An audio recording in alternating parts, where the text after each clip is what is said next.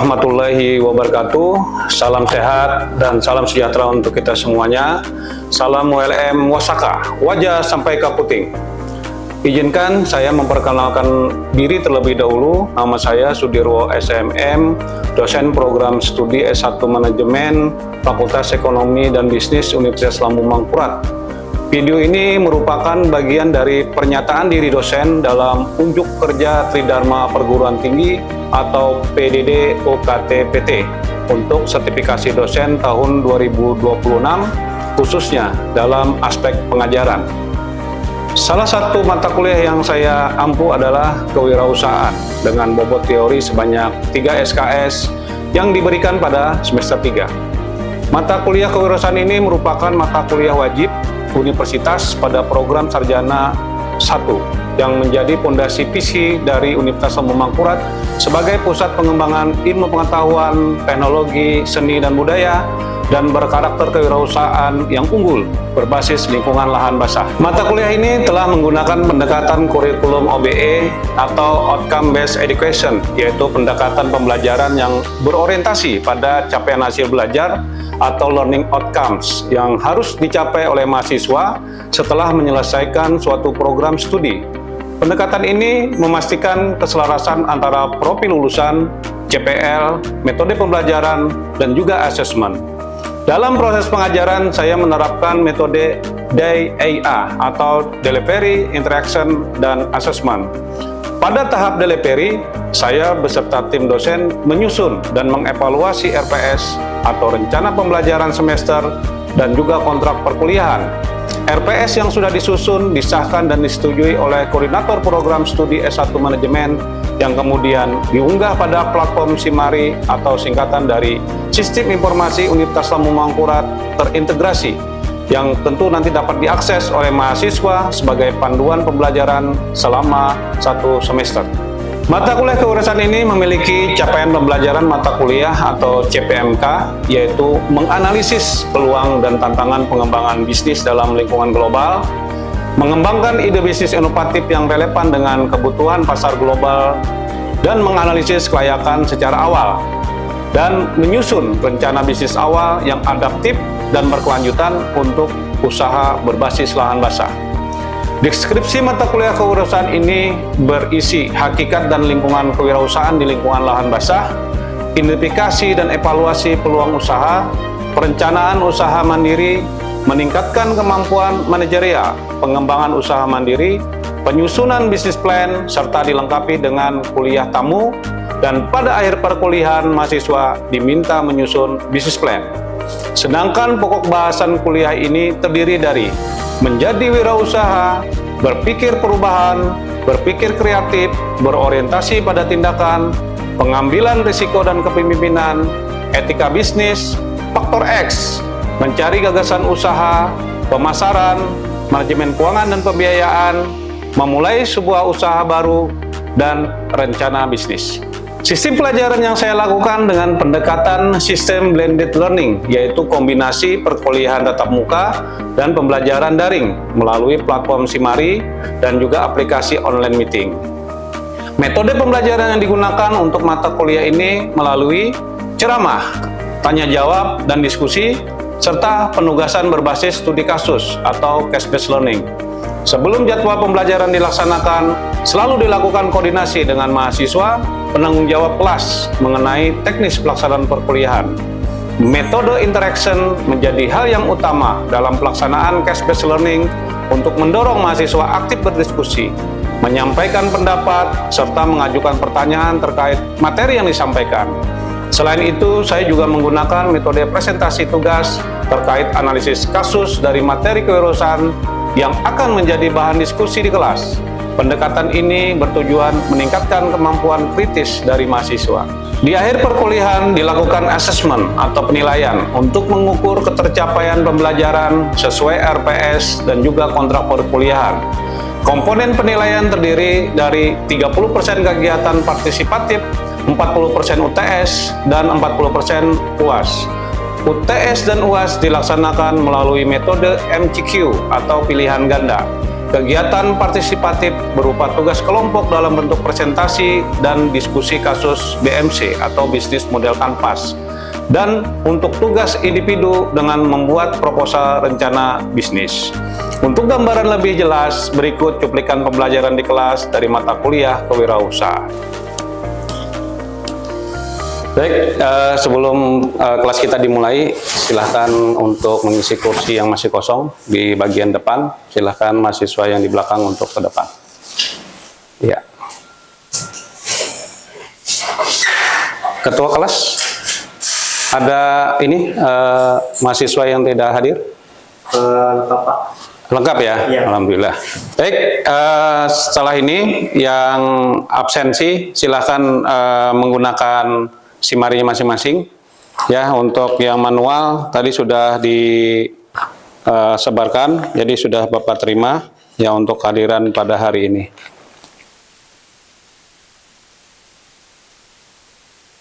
Baik, Bapak buka kelas pada hari ini dengan ucapan Assalamualaikum warahmatullahi wabarakatuh. Waalaikumsalam warahmatullahi wabarakatuh. Baik, selamat pagi.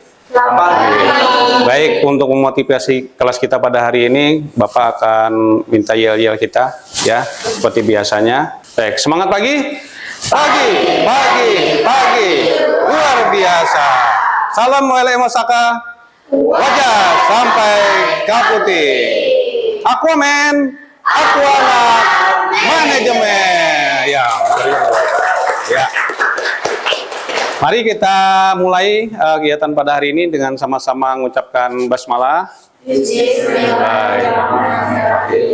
Baik, pada hari ini kita adalah pertemuan ke-14. Ya, jadi ini sudah mendekati terakhir pertemuan kita di mata kuliah kewirausahaan. Ini kewirausahaan pada semester 3. Ya, jadi hari ini kita akan masuk ke topik tentang rencana bisnis. Ya, tapi sebelum itu Bapak ingin minta atau mengingatkan kepada mahasiswa sekalian. Jadi sebelum kita masuk ke dalam materi kita pada hari ini, apa saja yang sebelumnya kita pernah dapatkan di materi sebelumnya. Jadi yang pertama, di pertemuan kita yang pertama kali, dulu yang pertemuan 1, itu terkait mengenai bagaimana kita menjadi seorang wirausaha. Ya, gitu. Kemudian bagaimana kita berpikir terkait dengan mengubah mindset kita, ya gitu. Kemudian juga bagaimana kita berpikir sebagai orang yang kreatif, inovatif, ya gitu. Karena orang wirausaha itu tentu akan harus bisa inovasi dan juga bisa berkreatif. Tentu materi ini sudah diberikan di pertemuan 1 sampai pertemuan ke-13 kemarin. Nah, untuk mengingat ini, apa yang diingat oleh mahasiswa sekalian, mungkin ada contoh apa saja yang pian pernah pelajari, mungkin ada dari rekan mahasiswa yang bisa mengingatkan. Ya, silakan. Izin Bapak perkenalkan, nama saya Muhammad Alizar Biasa. Jadi saya di sini mengingat kembali yang pertama itu menjadi seorang wirausaha. Seorang wirausaha yang saya ingat adalah orang yang berani mengelola dan juga buat suatu usaha yang mana dia mampu mencari keuntungan dari sana. Oh, oke. Baik, mungkin ada yang lain, ada yang mencontohkan. Silakan, terima kasih, duduk. Silakan. Oke, Pak.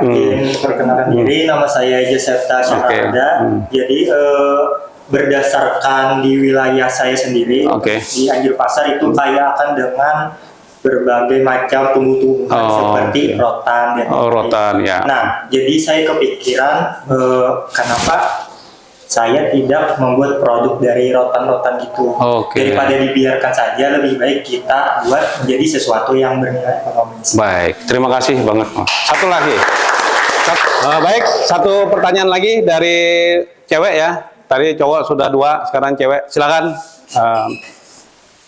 Perkenalkan, nama saya Fatimah. Jadi seperti di Airbnb sekarang itu banyak sekali kan anak muda itu Pak yang gemar sekali berolahraga, kayak misalnya lari, pilates ataupun juga yoga. Nah, di Siring Banjarmasin itu tuh ada usaha yang mereka itu memanfaatkan wisata sungai, wisata kayak sungai, ya. itu yoga di atas perahu gitu, Pak. Jadi sangat bisa dibilang sangat bagus gitu dan sangat cocok untuk usaha yang ada di lahan basah. Oke, ya, terima kasih jawabannya sangat baik. Ya. Baik, 3 dari mahasiswa tadi sudah menyampaikan dengan baik gitu ya, mengingat yang sebelumnya. Kalau Bapak masih mengingatkan dengan gambar ya.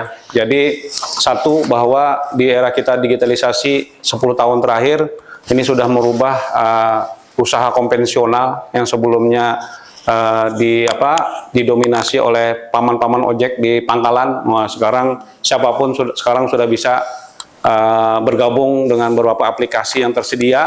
Nah, semua terkoneksi semuanya di dalam aplikasi, baik itu yang ojeknya, kemudian penumpangnya, dan seterusnya gitu ya. Kemudian apa bedanya pedagang dengan pebisnis? Nah, jadi kita pernah pelajari pertemuan sebelumnya bahwa namanya orang pedagang itu dia hanya menjual barang yang ada saja. Bedanya dengan pebisnis apa? Pebisnis itu dia punya daya kreatif, kemudian punya merek, yang punya brand, dan ada sistem.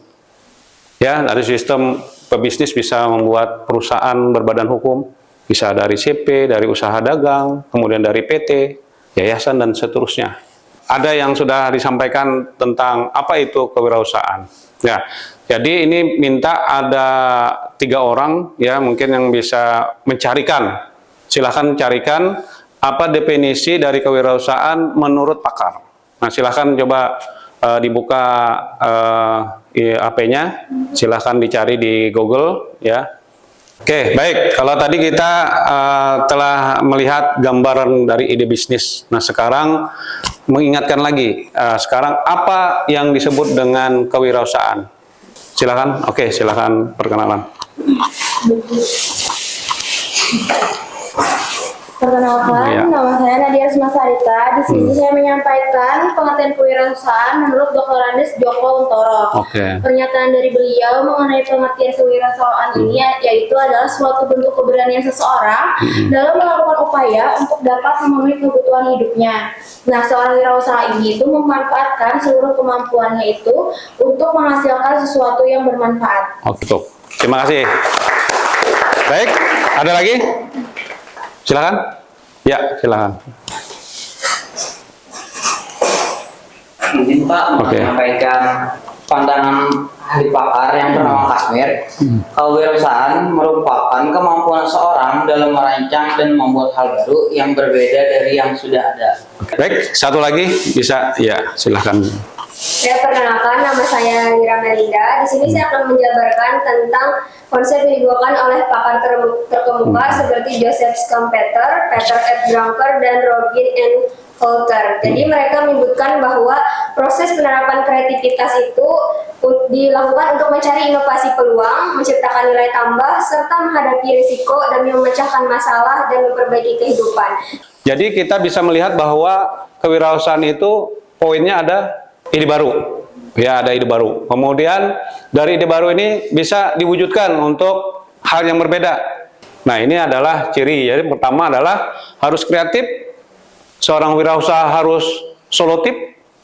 Kemudian terus berpikir positif. Kalau wirausaha itu sampai berpikir negatif akan mempengaruhi daripada usahanya. Selanjutnya tadi adalah ciri, kemudian ini adalah karakteristik. Bagaimana wirausaha harus terus kreatif, kemudian melihat peluang, berani mengambil risiko, memiliki kemampuan, menyukai tantangan, punya daya tahan tinggi, dan punya visi yang jauh ke depan. Dan terakhir adalah bagaimana memberikan yang terbaik. Nah, bagaimana kita mengubah nasib kita? Kita berpikir bahwa nasib itu turun. Bagaimana kita supaya naik? Jadi yang harus dilakukan yang pertama adalah mengubah mindset atau pikiran kita. Yang berikutnya adalah ucapan, perkataan, jadi terbiasaan. Nah, baik. Apa yang terlintas dari gambar ini? Mewah. Mewah. Apalagi? Mahal. Apalagi? Eksklusif. Kenapa jadi itu semua bisa terucap? Karena apa produk yang ada di sini ini sudah menjadi suatu brand. Kemudian lokal kita, apa ini? Sambal Acan Raja Banjar, yang sangat terkenal ya sekarang ya. Jadi jualan sambal khasnya Banjar dengan berbagai variasi rasa. Kemudian semua produk itu ada keunikannya, yang kita sebut istilahnya adalah diferensiasi. Nah, yang terakhir adalah bagaimana kita terus menginovasi, yang selama ini kita berpikirnya gudeg itu makanan di tempat aja gitu ya.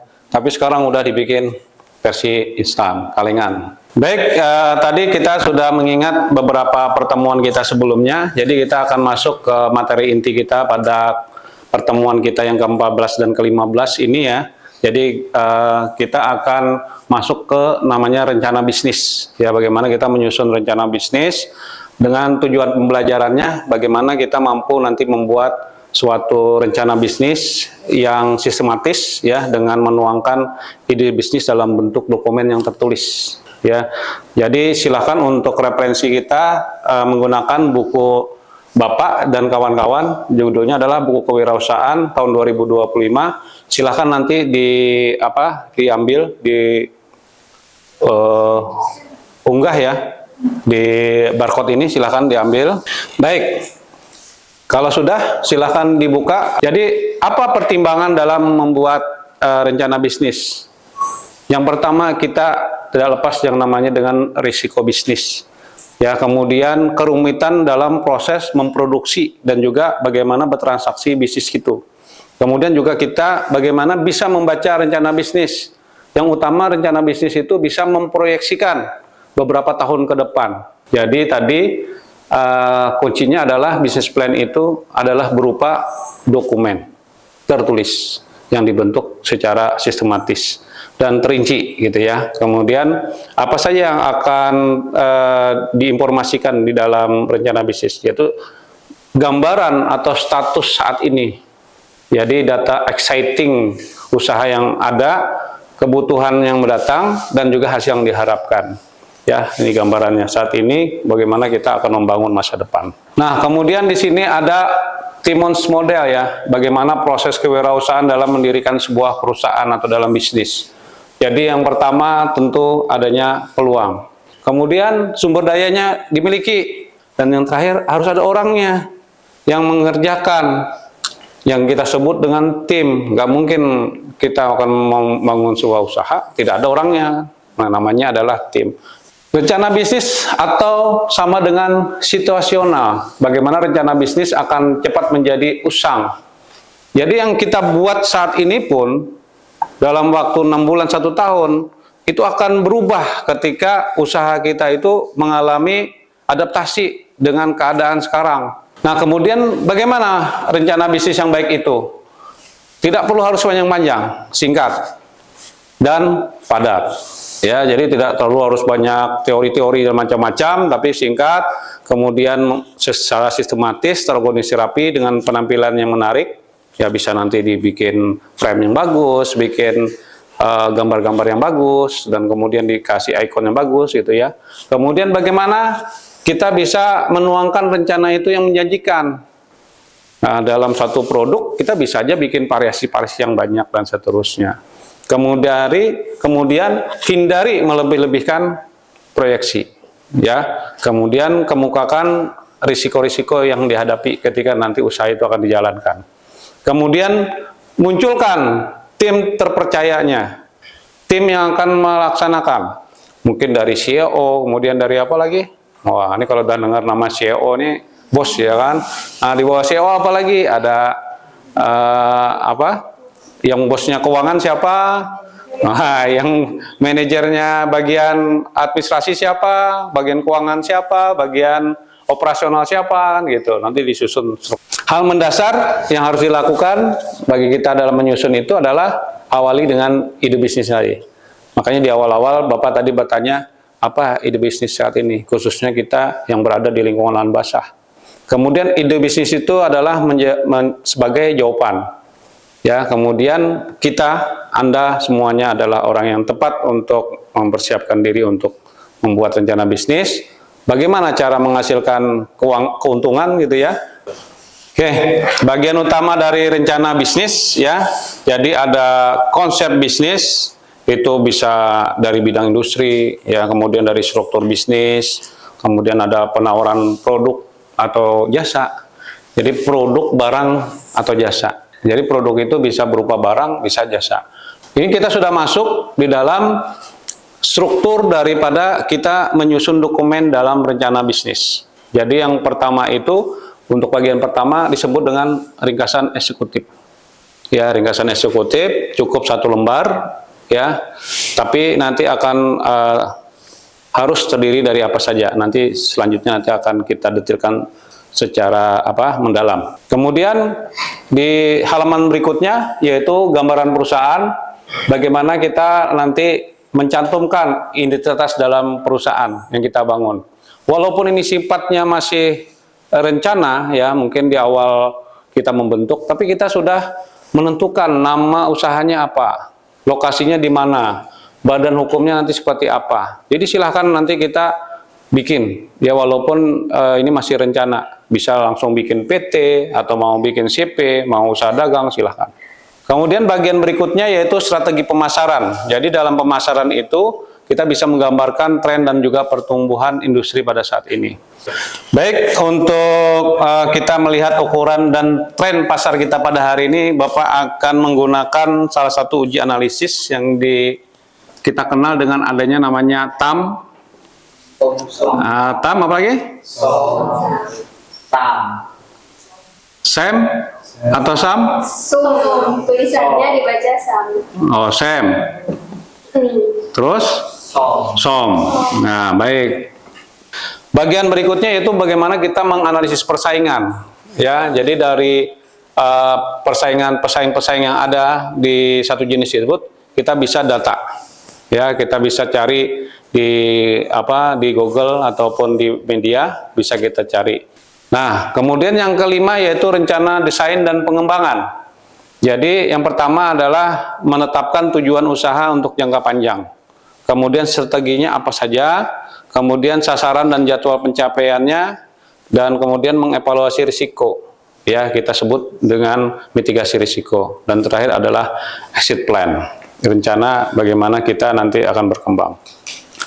Kemudian di bagian rencana operasi dan manajemen, di sini kita bisa gambarkan fasilitas apa yang kita punya nanti dalam usaha kita. Bagaimana proses dalam memproduksi, kemudian mengendalikan persediaan. Ini kita sudah belajar di manajemen operasional ya waktu itu. Kemudian yang terakhir adalah analisis rencana keuangan. Makanya di sini disebutkan dengan namanya proyeksi. Jadi bisa proyeksi pendapatan dan juga pengeluaran. Adanya proyeksi aliran kas nanti. Kemudian dibikinkanlah neraca. Ya, neraca itu tentu 1 tahun sekali gitu ya. Jadi nanti kalau proyeksinya 3 tahun, bisa nanti rencananya 3 tahun. Nah, kemudian nanti di lampiran-lampiran silakan nanti ditambahkan seperti ini. Mungkin nanti ada kontrak dengan rekanan yang lain, segala apa untuk kerjasama. Kemudian rekomendasi dalam kita membuat distribusi. Kemudian di situ ada foto-foto produk dan seterusnya. Nanti ada rincian keuangan yang lebih detail. Silakan nanti ditambahkan di lampiran. Kalau di dalam isi rencana bisnis itu bisa kesimpulan-kesimpulan ya, rekap-rekapnya, kemudian di lampiran bisa nanti dirincikan. Dan terakhir adalah resume. Nah, ini masukkan di lampiran. Ya, baik.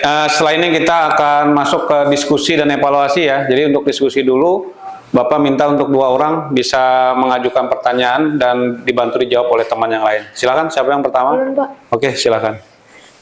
Mengapa banyak usaha baru gagal dalam tahun-tahun pertama mereka membuka usahanya? Baik, siapa yang mau menjawab? Ulun paham. Oke, silakan. Banyak usaha baru yang gagal di tahun pertama itu akibatnya tuh diakibatkan karena kegagalan mereka dalam mengelola keuangan yang baik.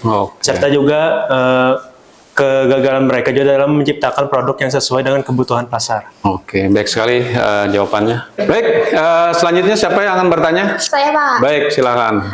Pas kita membuat rencana bisnis nih, Pak, betul. kan itu kita melihat kondisi pasar dan tren yang sedang terjadi di konsumen kan, Pak. Tapi saat kita membuat rencana bisnis itu dan tiba-tiba tren tersebut berubah. Menurut saya ingin bertanya itu tuh mending kita merubah rencananya atau tetap melanjutkan rencana yang kita buat itu, Pak? Baik, siapa yang akan menjawab? Baik, silakan. Baik, dengan opini pribadi ya sebelumnya, karena ini merupakan perubahan pasar yang totalitas. Menurut saya pribadi mungkin lebih baik kita beradaptasi dengan usaha yang setidaknya meminimalisir resiko yang ada pada kerugian kita pada usaha tersebut. Itu dari opini pribadi saya, Pak. Baik, bagus ya. Jadi Bapak mau tambahkan pertanyaannya ya. Jadi beradaptasi dengan keadaan sekarang, mungkin salah satunya mungkin dari kenaikan bahan baku misalnya atau yang lain, maka akan harus diperbaiki rencana-rencana bisnis yang sudah dibuat atau ditetapkan. Baik, terima kasih atas diskusi kita pada hari ini. Berikutnya Bapak akan masuk ke evaluasi ya. Jadi evaluasi ini adalah mengukur ketercapaian pemahaman kita pada materi pada hari ini. Jadi Bapak nanti akan memberikan pertanyaan, silakan nanti disiapkan di handphone masing-masing ya untuk dikirimkan jawabannya ke Bapak. Nanti akan Bapak berikan pertanyaan satu, kemudian silakan diketik, kemudian dikirim ke Bapak. Cek, jadi untuk itu silakan dipersiapkan dulu. Ya, sudah siap ya? Baik, kalau sudah siap pertanyaannya seperti ini. Sebutkan 5 ide bisnis ya di lingkungan lahan basah. Ya, jadi carikanlah ide bisnis yang mungkin saat ini tidak ada, mungkin tidak ada ya. Di saat ini kita temukan mungkin bisa dari bahan-bahan baku, kemudian alam kita yang ada di Kalimantan Selatan yang bisa menjadikan sebuah produk atau apa. Oke, Bapak tunggu 1 menit. Oke. Sudah, silakan dikirim. Baik, kalau sudah terkirim semuanya, sudah ya, baik, sudah terkirim. Baik. Setelah ini Bapak akan menyimpulkan ya dari materi kita pada hari ini ya tentang bagaimana kita menyusun rencana bisnis yang baik. Yang pertama, bagaimana kita nanti membuat rencana bisnis ini dengan penampilan yang rapi dan juga menarik. Kemudian tidak terlalu panjang ya, singkat, cukup minimal 10 atau maksimal 20 halaman. Baik, untuk tugas tambahan di rumah ya. Jadi kita ada tugas kelompok nantinya untuk membuat 10 kelompok yang terdiri daripada 5 orang. Nanti silakan tunjuk sebagai ketua kelompoknya siapa ya. Kemudian buat ada nama kelompoknya. Nama kelompoknya nanti dari istilah lingkungan bahan basah, boleh juga nanti menggunakan istilah bahasa asing. Baik, berarti untuk pertemuan kita pada hari ini sudah selesai, sudah cukup, jelas, dan kita akan bertemu lagi di pertemuan berikutnya. Terus semangat ya untuk mengerjakan tugas-tugasnya tadi dan bisa menghasilkan proposal rencana bisnis yang baik gitu ya. Baik, kita akhiri pertemuan kita pada hari ini dengan sama-sama mengucapkan Alhamdulillah, Alhamdulillahirabbil alamin. Wabillahi taufiq wal hidayah. Assalamualaikum warahmatullahi wabarakatuh. Yel-yel lagi kita ya, di sini ya. Baik. Baik, yel-yelnya seperti yang tadi. Semangat pagi. Pagi. Luar biasa. Salam ULM Wasaka. Wajah sampai ke Puting. Aku Amin. Aku anak manajemen. Demikian video pernyataan diri dosen dalam unjuk kerja Tridharma Perguruan Tinggi bidang pengajaran saya ini. Ucapan terima kasih kepada Direktorat Jenderal Perguruan Tinggi Kementerian Perguruan Tinggi Sains dan Teknologi Republik Indonesia beserta tim sertifikasi dosen tahun 2026 atas kesempatan dan dukungannya. Saya juga mengucapkan terima kasih kepada pimpinan Universitas Lemu Mangkurat, pimpinan Fakultas Ekonomi dan Bisnis, dan Koprodi S1 Manajemen, rekan sejawat, tenaga kependidikan, beserta mahasiswa yang turut berpartisipasi dan berkontribusi dalam proses pembelajaran ini. Tidak ada gading yang tak retak. Mohon maaf dan ridhonya jika ada kekurangan dan kehilapan. Saya akhiri dengan ucapan wassalamualaikum warahmatullahi wabarakatuh. Salam ULM Wasaka. Wajah sampai ke Puting.